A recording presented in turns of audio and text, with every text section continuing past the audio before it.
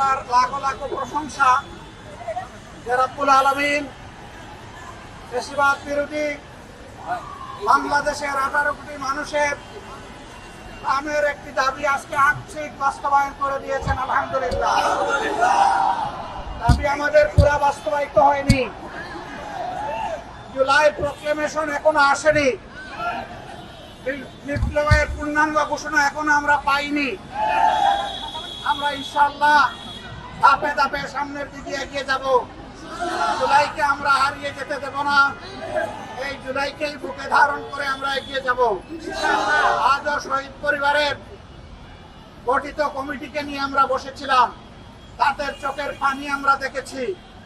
তারা বলেছে সরকারের কোনো সাহায্য চাই না, আমরা ন্যায় বিচার চাই। উনি হাসিনার বিচার চাই, খুনিদের বিচার চাই, আওয়ামী লীগ নিষিদ্ধ চাই।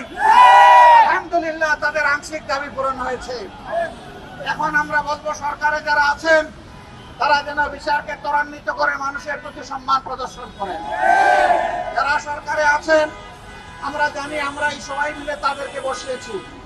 যেহেতু জনতার আকাঙ্ক্ষা বাস্তবায়নের এই সরকার, কাজেই কোনো চোখ রাঙ্গানির উপেক্ষা না করে তাদেরকে জনদাবির প্রতি সম্মান দেখিয়ে সবগুলা ন্যায্য দাবি পূরণ করতে হবে।